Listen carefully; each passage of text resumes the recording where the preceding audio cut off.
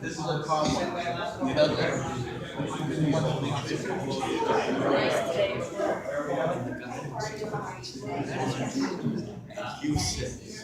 This is what it is.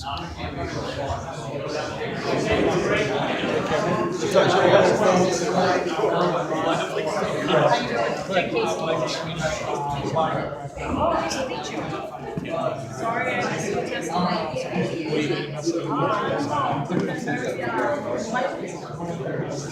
Oh, yeah. Isn't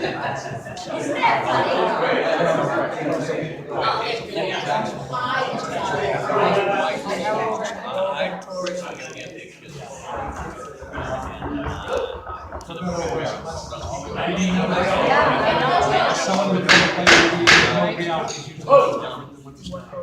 Let's go. Thank you. All right, Council. Thank you. I'm almost done. Councilor Casey, can I ask you a question? You can stand there. You put me on the road? No. Madam Chair. No, we can't get it on. Okay, thank you. Probation fees and court fees. You ever heard the term sight gas? Okay.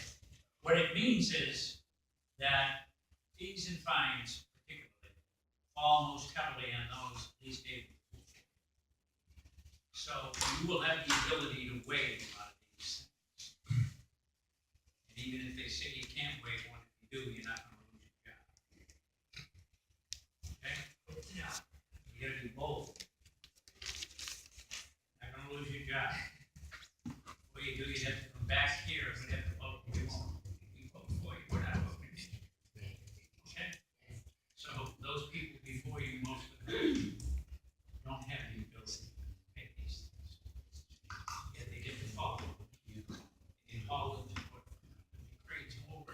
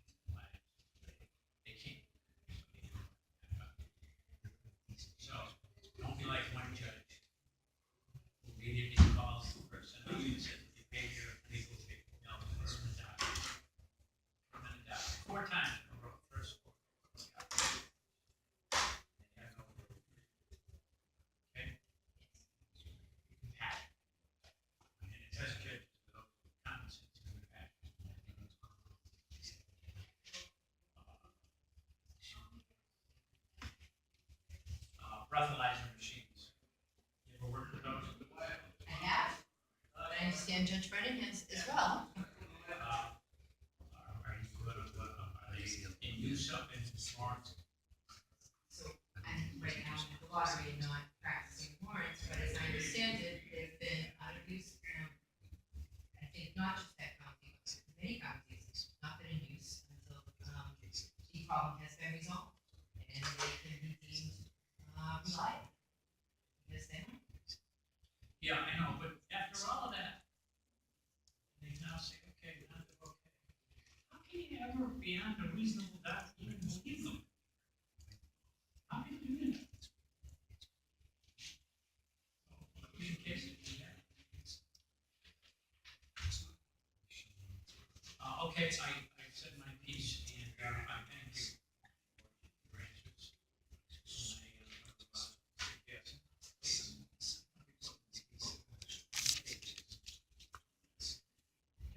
That's what we, that's what we work. Thank you. I see you again. Nice to see All you. the time. You put in me, I appreciate that.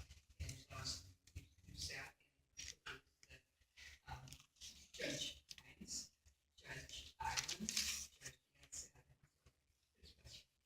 But anyway, first of all, I'd like to ask you about if you had a non-citizen before you with accused of a crime and documented by a district attorney and police, if you knew if this person was found guilty, it would result in his deportation. How much would that weigh your decision on this person? I look at all of the facts and circumstances, not the person's citizenship status. So I wouldn't take that into consideration. I would look at many, many factors. We follow the rule of law, right? We always try to follow the law. I think it's admirable that you took your use in with children and, and bringing, and evidently it didn't work out after a year because they do relapse. Now, when you do have this, and, we know that the war on drugs is not working. And whatever they're saying in the State House credit for opioids, it's not really very effective. 2 years ago, Massachusetts was sixth in opioid death in the whole country. So, we're not doing it great. So, you have someone who's drug addicted before you. What kind of assistance as a judge would you give this person? There are lots of programs out there. I would urge the person to talk with probation and with me about drug court, or talk with the attorney about drug court. Drug court is an excellent option. It's not for everybody, but it's an excellent option. It's 18 months in length minimally, but inside of drug court is a clinician who will talk to you, guide you through the program. There's a judge there. They'll do weekly checks on you, and so it is an excellent tool. Again, it's not for everybody. If drug court isn't the right fit, then maybe an inpatient treatment program, an outpatient treatment program. You really have to look at all the facts and circumstances. You need a good probation department. As a judge, I wouldn't know about the success rates of programs. A probation wouldn't know about the success rate of programs. So I rely on the probation department, and I think the judge is only as good as the probation department. Do you think we have enough drug treatment programs? No. What can you do about it? As a judge, I don't know, I think that's really up to the executive branch and the legislature to come up with more funds to get Well, more we can't programs. do anything about it. And we constantly say that, to have the executive branch on the Senate is not right. And then Judge Hanson is coming, he has talked with legislators, but we still only have a few drug treatment centers. And if I'm not mistaken, the women only have one.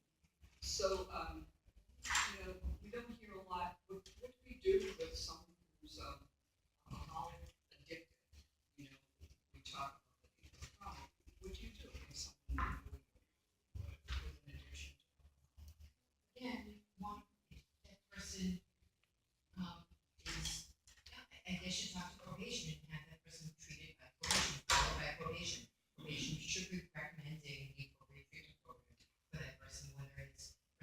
be up to the person whether she wants to do inpatient treatment or outpatient treatment with reporting. The office for community corrections is an excellent resource. So there are lots of options available, and you need to really think about it if you are the judge sitting on the case. What's your opinion on mandatory sentencing? Judges should have lots of flexibility in sentencing, so it's hard to work with flexibility when you have different rules. I testified against the state hospital. So, how do you determine the credibility of someone filing a 209A, whether it's real or whether it's just? Let me just preface that.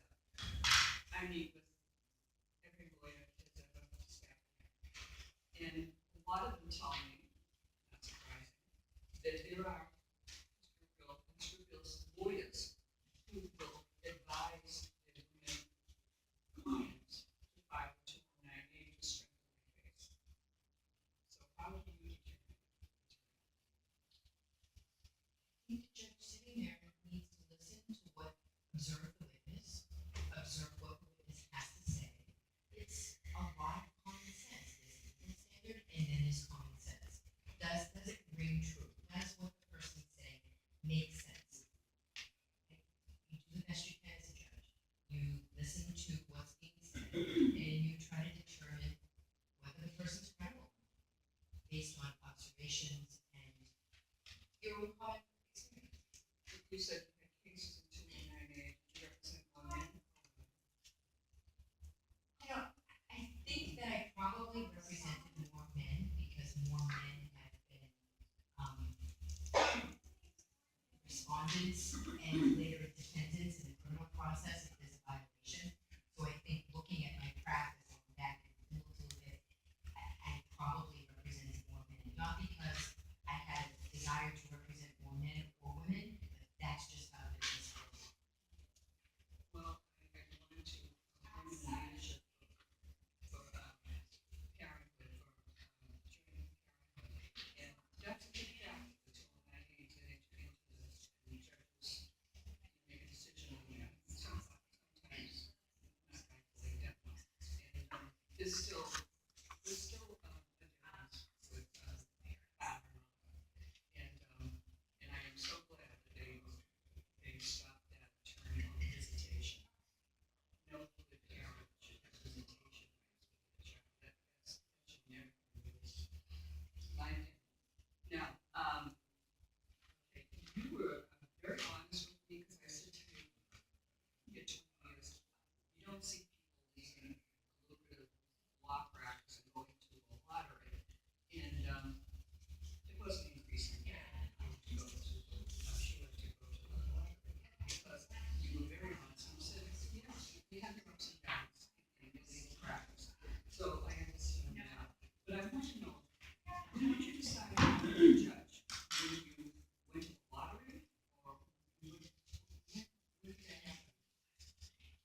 I first thought about being a judge when I was at Tufts University Law School. I participated in a program called Superita in my second and third years of law school. I went to Chelsea District Court representing people who had housing issues. I saw a female judge there. She was excellent, and that's when I first thought about it.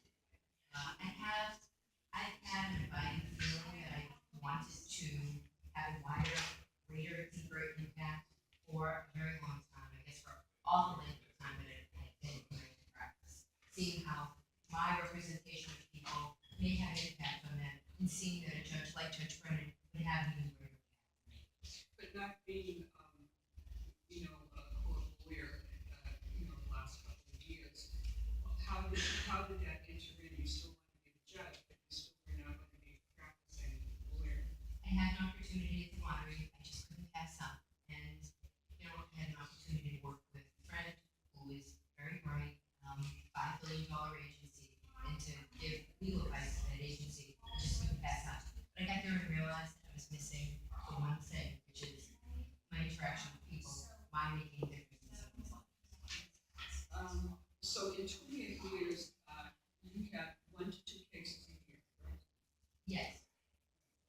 A lot lot of them were, that you had, we talked about it, were, truck driving. Yes.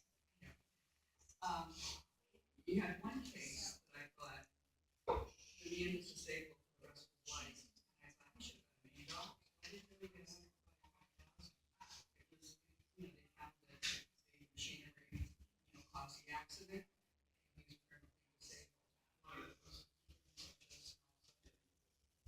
I'm not sure which case you mean, was it, the forklift case? Yes.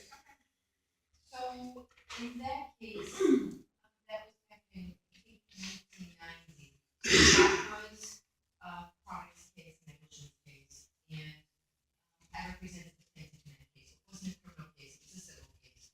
And the offer was $10,000 because the case, Ridiculous. so the case was probably not worked out the way it could have been worked out.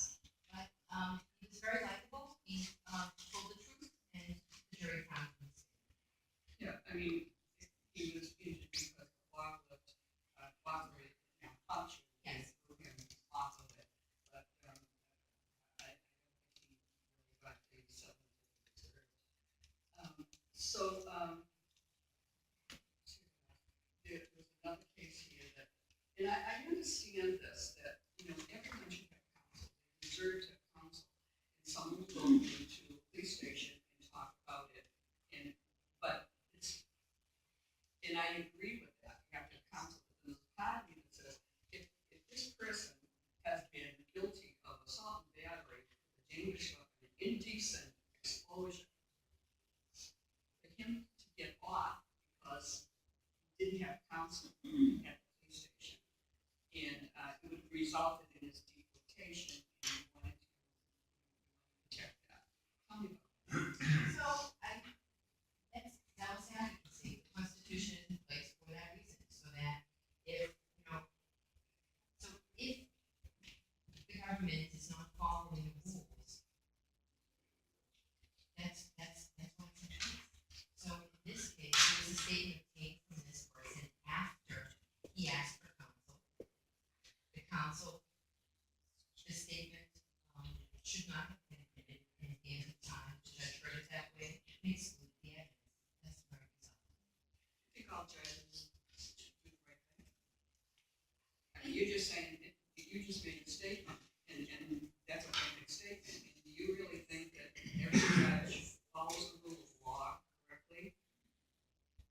I think most judges try their best to do that. And they don't. It's very hard to do anything about it, isn't it? It's an appeal process, so we hope that the judge doesn't do the right thing.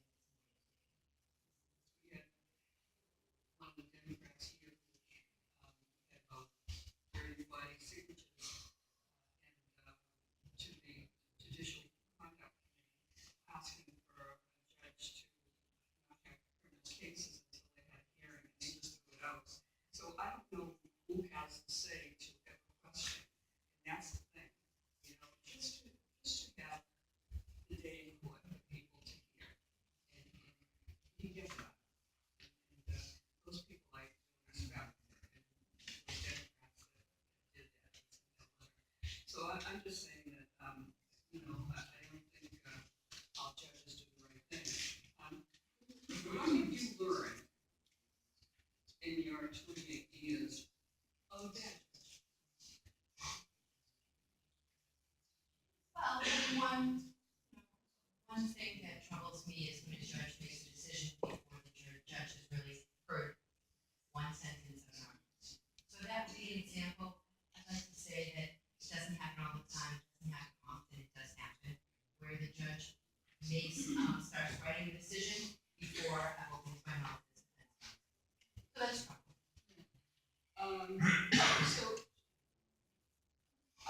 With all the judges, and not mentioning a judge here, who is a judge that in 28 years that you most admire?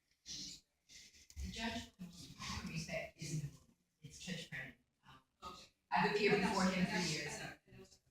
Okay, so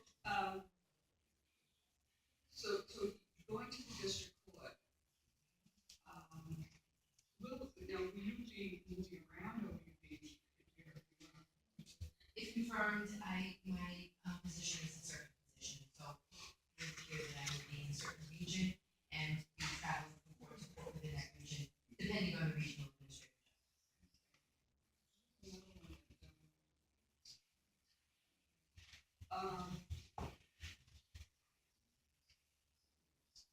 So some people do get away with being guilty, and because of some school, they do, you know, to think of someone charged with use of assault and battery and use of a dangerous weapon, and those kind of things bother me, but I understand. You have to go by law, and everyone deserves it. What is the most serious case that you had to make?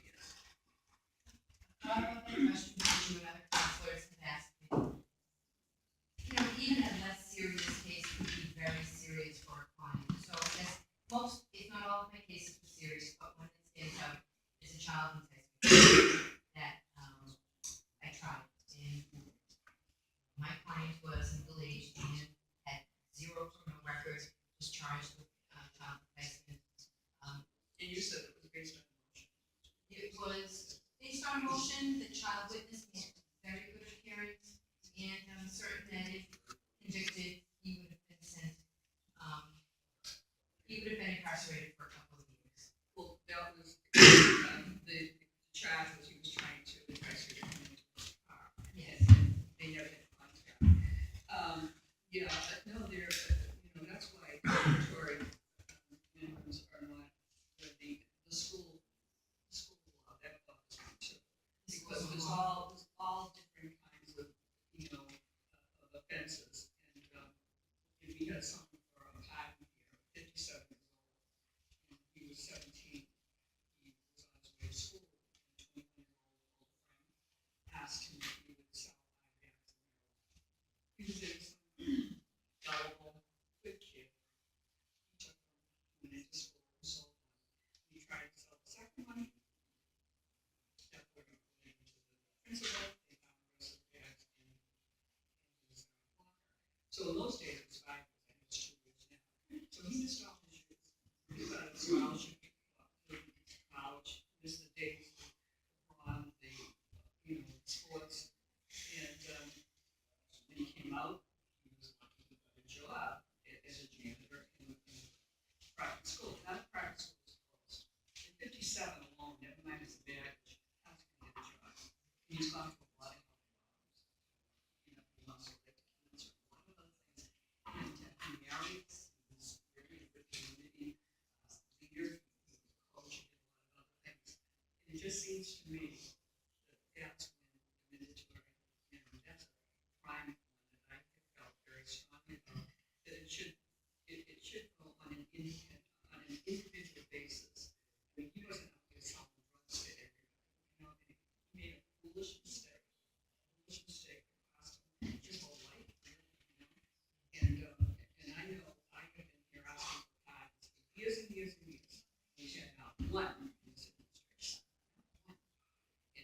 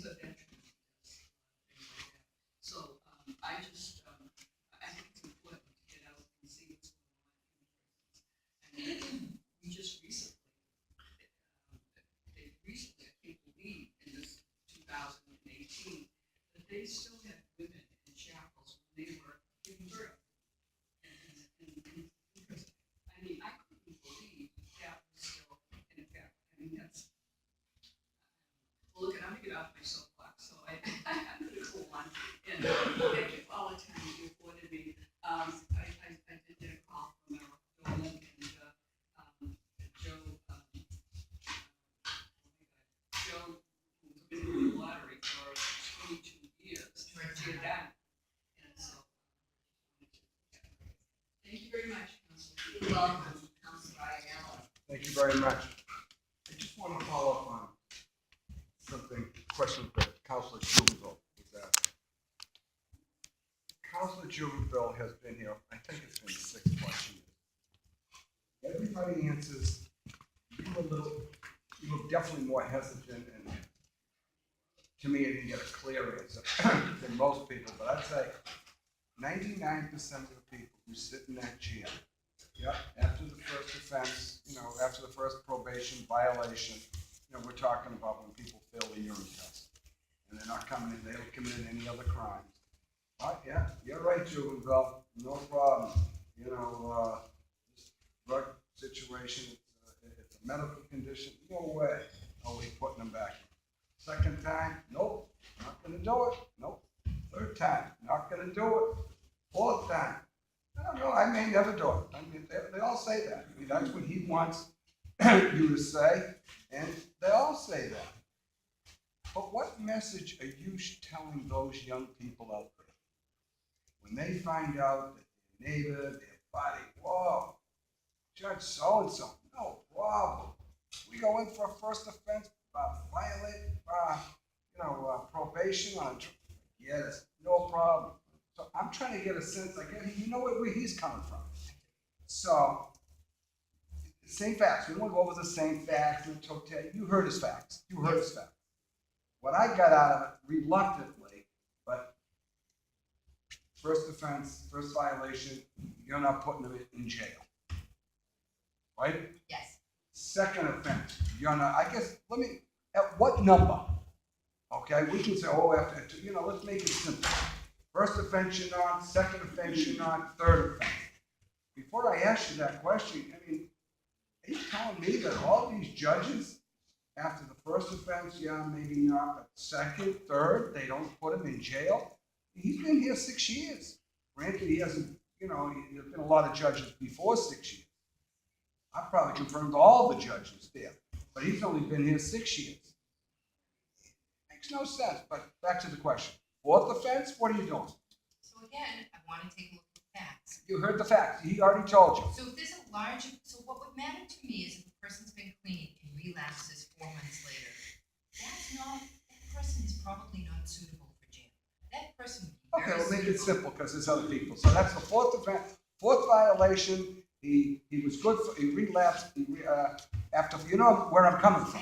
So we can just go. If you can just tell me and say, you know what, enough is enough, I think 5 would. You're telling me, what's the number? There isn't a number. Okay, That's the easy answer. Okay, there's no number. So So what there- about 5? Same There fact. isn't- I don't look at the case and say five dirty urines means he goes to jail. I look at the totality of the circumstances. Okay, so we'll go this way. So 5 could mean he goes to jail. Yes, And 4 could mean he goes to jail. possibly. So there is a difference between 5 and 4? It means in all of those circumstances, if there are no beds available, if this person is a danger to himself or to the public. So if that is happening and there is no alternative, I would consider a brief stay, brief incarceration to get the person clean, get the person healthy, and back up for availability of appropriate. Yeah, there's no beds. We know that. So, but you're saying, am I right, there would be a difference between a 4 and a 5, where there was not going to be a difference between 1 and 2? No, I don't. There's no difference between 1 and 2. The number isn't what matters to me. I need more. So I need to understand. So I'm taking this to mean that if somebody violates their probation, I didn't call them back in, by the way. Someone violates probation violation, fails the urine, there is circumstances, even the first time, because then that's the first and the fifth, there is circumstances that you would put that person in jail. It's either yes or no. There are, It's possible. so the answer is There yes. is a circumstance. There Sure, is, so there is circumstances that you would. And that same answer would be if it was the 5th time. Yes. Okay. All right. I got it. So I'm looking at you, and you don't know what way I come down on this, but I'm saying someone like you, because like I said, what message are you telling those 18, 19-year-old kids in my neighborhood who said, hey, Johnny went in front of you first time, woo, great, no problem. Anytime we go in front of so-and-so judge, you no problem. As long as you don't commit any other crimes, violate probation because you feel the urine. You know, what message are you telling to those kids? It's not a good message, you agree? What about continuances? Again, everybody who sits in here, the same answer. Hey, this is crazy. I've been here a long time. Every judge, no problem with continuances. What's your philosophy on continuances? And I'm talking about a situation where I'm going to make this one easy, where the lawyer has to be in another court or vacation. You know where I'm coming from. Number 2, number 2 and 3. So, what's your philosophy? Civil case, criminal case. Well, let's say civil. Okay, civil case, no problem. If the person comes in that day and says, I can't, absent a good reason, I want the person to go through trial. Let's make it easy. They filed a motion to continue, and let's assume even this, the other side object, or whatever. So make it easy. I've been in practice almost 29 years. I've had situations where I've had to see continuances many times. Okay. So someone has a conflict. Yes. The first time they have a conflict in Suffolk Superior. Second time they file a motion for continuance, family vacation. It wasn't planned just recently. We're going to take the kids to Disney World, and again, the defense attorney objects. What are you doing on that? Second time, I want to know a little bit more, but He's unless going there were to- expert witnesses, He's got his family vacation. They planned it after. It's a surprise. The wife planned it for the husband. based on your facts, Yeah. I would more likely than not continue. Okay. Third time, the plaintiff's attorney has a case in St. Louis. Federal case. Goes ahead of the state case. Federal case. What are you doing? I want to know a little bit more. Well, give me, what else would you want to know? I want to know when the federal case was scheduled versus when this one was scheduled. And if the lawyer who has the conflict. Let's has even reached assume out. this.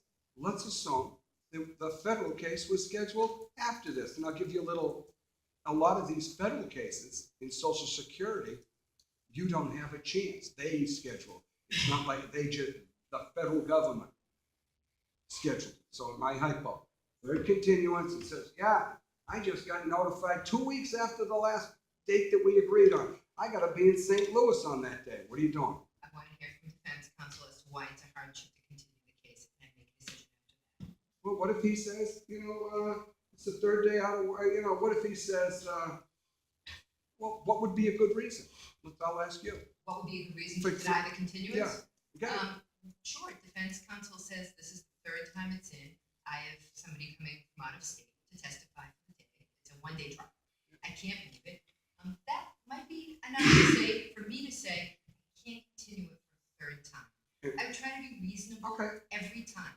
Okay. But at some point it becomes unreasonable to continue it. And depends on the reason, I disagree. And now that federal judge in St. Louis, they don't continue cases. So I'll say it's me. What do I do? Do I go to you or I go to St. Louis? So hold on. I'm gonna have a malpractice case with you, because you're not gonna continue, hold on. Here's my thoughts. You gotta think of these things. I'm gonna get a malpractice case if I don't show up in your court, because you're gonna dismiss it. Let me finish. You're gonna dismiss the case. So this is a big personal injury case too, okay? And that client is gonna go to a malpractice attorney. My rates are gonna go through the roof, okay? So I got that choice. Or if I don't go to St. Louis, that federal district court who's got that claimant there is going to report me to the general counsel in Massachusetts, and I'm going to get severely reprimanded. All because you wouldn't continue the case. It's a legitimate one, and I know. What do you do?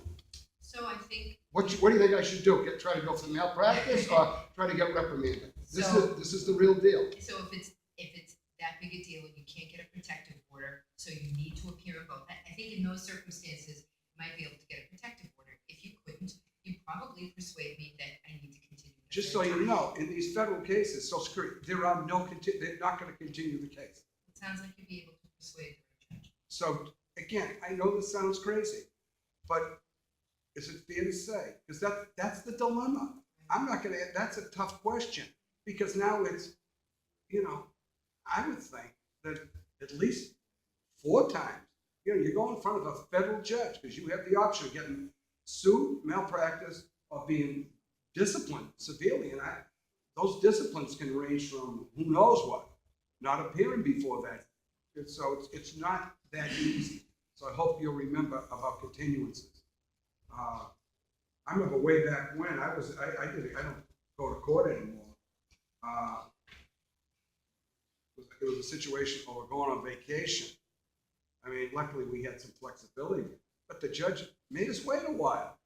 I mean, come on, give me a break. He didn't just, he didn't just tell us, you know, he finally, you know, granted the motion for continuance.